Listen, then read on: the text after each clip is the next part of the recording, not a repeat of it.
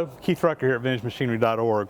So today we're going to hopefully finally try to get this planer matcher up and running. I was going to try to do this last Saturday and came out here and went through the machine, made a bunch of fine adjustments and got everything oiled up and got it ready to go, and went to get my tractor, which we're going to power it with. And the museum had hauled the tractor off to a big show that they go to every year, and they had it on exhibit at the show, and it wasn't here at the museum. So we're back out here today. They've hauled the tractor back. We've got it hooked up, and actually was running it just a few minutes ago, making sure everything was running well, and it looks like it is.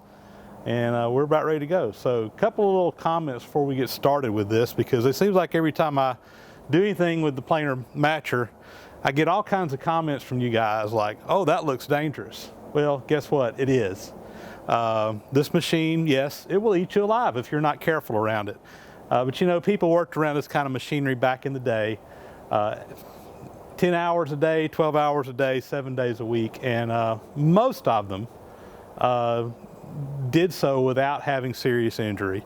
I'm sure that there were accidents, but quite honestly, back in those days, in my opinion, the people that were working around equipment like this, they took a little bit more personal responsibility than people do today, and they tend to take care of themselves a little bit better and didn't count on someone else to do that for them. Now, I'm not saying that safety and so forth isn't important. It is, and I'm glad that we work in environments today that are much safer, but this is what they work with. This is a museum that represents the 1890s to 1910, and this is period correct for that time period, and it's one of the things that we show around here. So if it looks dangerous to you, don't do it at home. That's my advice. So with that, we'll do a walk around and kind of show you what all we did to get this ready to go. So again, we got our little John Deere B. I think it's a 1941 John Deere B that we're powering this off of the power takeoff or the flat belt takeoff there. We got our brand new belt that was donated to the museum by one of our viewers up in Canada. And this appears to be working good, at least when we tested it out. Of course, that hooks up to the jack shaft on the back, which all the belts go up to the machine. And I'll show you a couple little things we've done. So number one, right here, we got this little board in here, and what this is, it's just kind of a little feather board to put some pressure up against the board that you're feeding in. So the board's going to come up against this fence, and as the board's going in, this actually allows the operator back here to put some pressure if it's starting to go in crooked or whatever, to get that board lined up going in there right. And I've got it set up right now for doing some 1x4s, which is what we're going to probably work on today. Got all new belts all the way around. We've got our feed rollers here set where they should hopefully grip that. We'll probably have to fine tune that once we get started. We'll pull the boards through. Still don't have my knives on yet. I want to actually run some boards through this thing without cutting anything before we start putting knives on. Then we'll probably start putting knives on one head at a time and just kind of work our way up. And then, of course, the board will come back out the back here. And again, we've got this set up for about a 1x4. And you know, it's loose in here. It's not real tight, so, but it's tight enough to keep that board in line. But you know, there's probably, I don't know, 1/4 to a 1/2 inch of play in here when the board comes out this side. You know, we got everything oiled up, everything freed up, everything's ready to go. So let's fire the tractor up and get this thing spinning.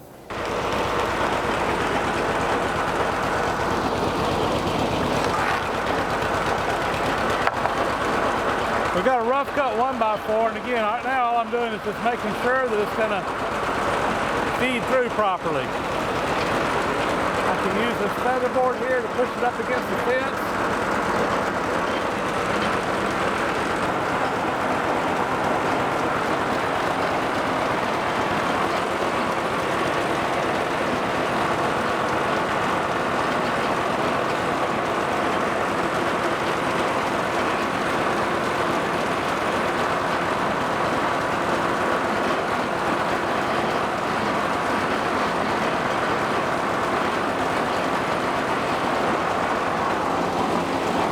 So we're ready to go ahead and put some knives on here. But the way this top cutter is, we're going to do this top cutter head first. But the way this top cutter head is, you can't get the the bolts into the T-slot without taking one of the end caps off. So we're going to take off one of the bearing caps down here, and that'll give us access in there. We'll put some bolts in there and go ahead and get that first knife bolted down. Hold on to these until we get ready. All right, pull that off temporarily. And the longest nut. Stack me up 5 more right there. All right, 5 more nuts? Yeah. All right. No, you can stack the 5 nuts up right there. All right. we're going to put 5 bolts in here because that's how many this knife takes. All right, I got your 5 nuts lined up. Got your 5 nuts lined up right here. All right. Hand me that long knife there. And got 5 nuts here.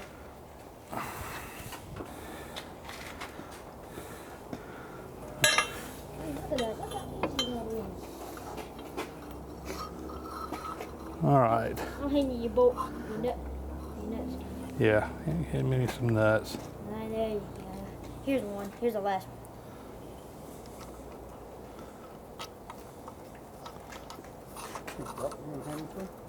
Uh-huh. I hope I'm not started on it. You need something to space it, like you said, a piece of There you go. Yeah, I need to probably go find something real quick. This thing's big. Big.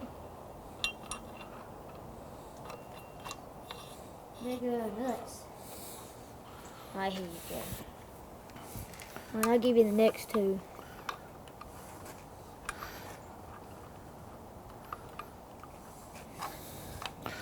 I'm just kind of getting it on here right now. We're going to set it here in just a little bit.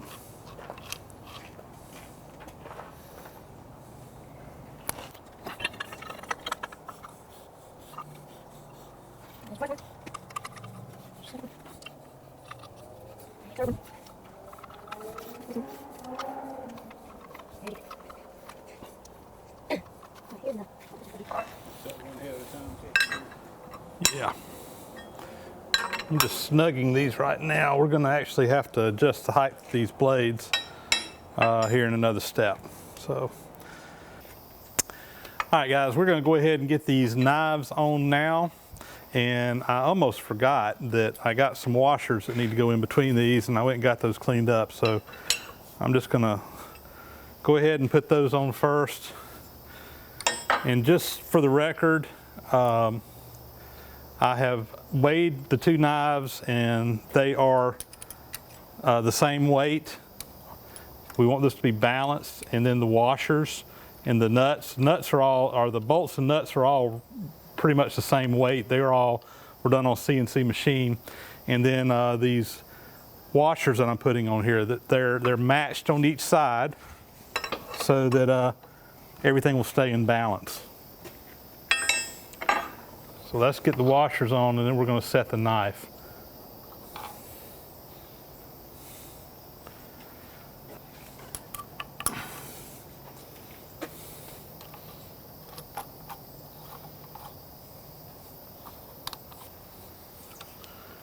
So these are all finger tight right now. And what I'm going to do to set the knives is I've got a little block of wood. This is just a piece of 1/4 inch plywood. It's actually just a tad less than 1/4 of an inch. And what I'm going to do is lay it onto the head and make the knife just flush with this, you know. We want the knives to project the same on both sides. And let me go grab my little lead hammer where I can knock that around.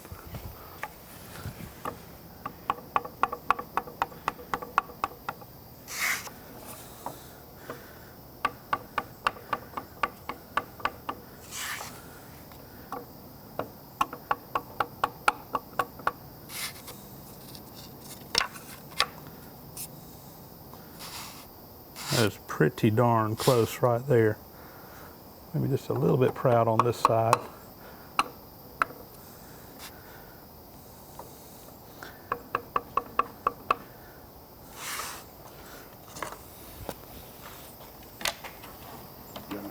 Yeah.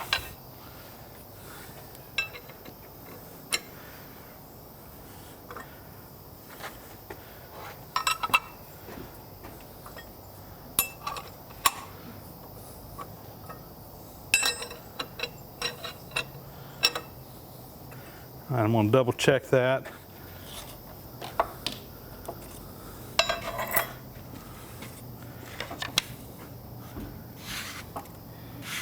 That looks good. So let's tighten these up.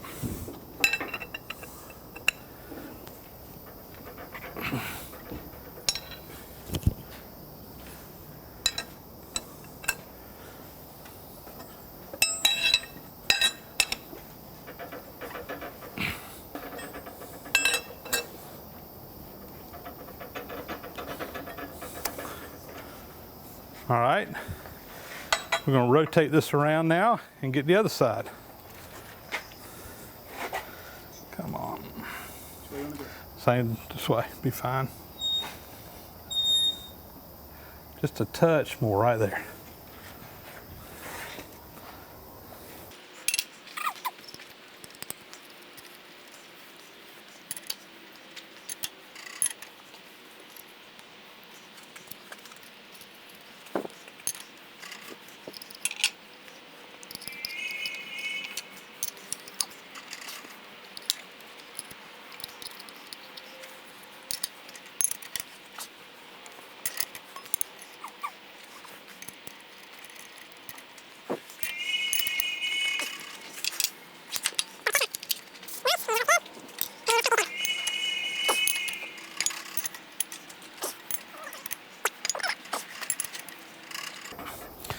All right, we'll put the bearing cap back on.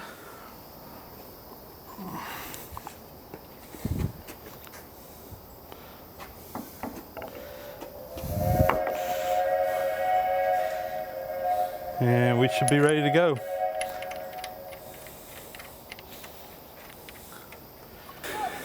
All right, guys, we've got our knives bolted down. It should be ready to go. It's tight in here working on this, but we got the pressure plate back here where the board should clear up underneath the pressure plate, but yet it's going to be pretty close, and that's going to help everything here. Anyway, I think we're ready to go, so we're going to fire this thing up and see if we can make some chips fly.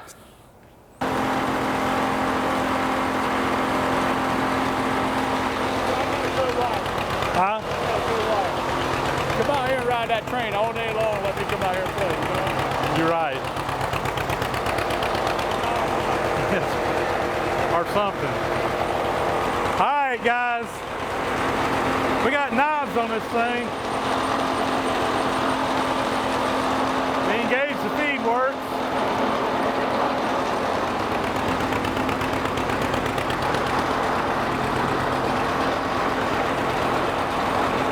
Y'all keep your fingers crossed.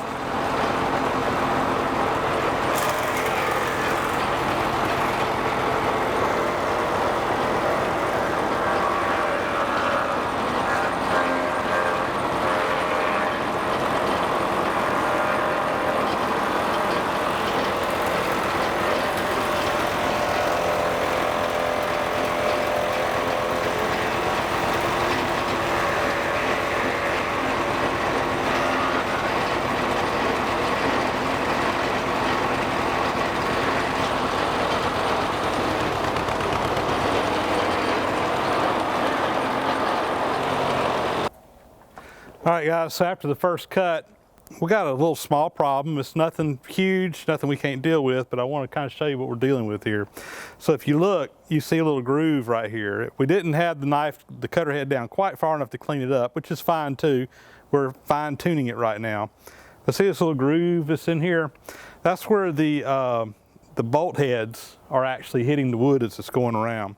And it's real easy to fix that. Basically what you got is you got a cutting circle, and the cutting circle right now is not big enough for the bolt heads to clear. So what we need to do is we need to actually extend our knives out. We got about 1/4 of an inch. I probably need to go, I don't know, 3/8 of an inch out, and that should increase the cutting circle. And then that should also give me the clearance for my bolts here. So we're going to go back over to the head. We're going to find us a new shim that's a little bit thicker, and we'll adjust that, and then we'll come back and feed the board back through and try it again. All right, we're gonna make another pass at it.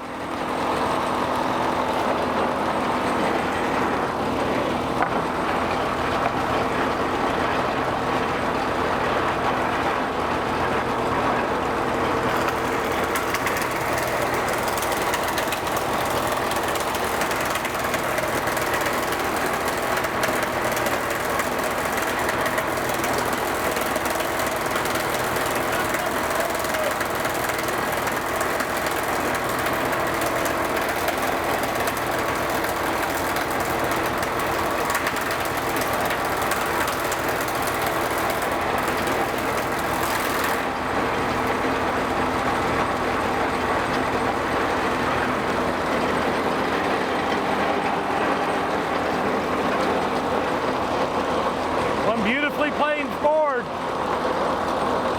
right, time to put on another set of knives. Looking good, guys. There's a handful of chips. Came off of this rough board. We're planed down nice and smooth. Very happy. So we're going to add another set of knives. Probably put the bottom head on this time. It's going to be a little bit of a pain because we're going to have to crawl under the machine to do it, so you probably won't see it on camera. But we'll go ahead. It's the same process that we just did. So we got the bottom knives on now, and they bolted on just the same way. In this case, though, this head is not adjustable up and down like the other one. The other one we can adjust the thickness. This one here, what we had to do is we actually put some parallels on here that were an 1/8 inch high and measured across the top of this. So this should be taking 1/8 of an inch of cut, and both knives are set to the same height. So we're going to do this again. I got the pressure plate up here. I raised it up so we can get on here. We'll lower that back down, and we should be ready to go for another round of this, and hopefully we'll have the clearance on these, because if we don't, I don't know what we're going to do. I can't adjust those out much. All right, here we go. This board's already been planed on the top.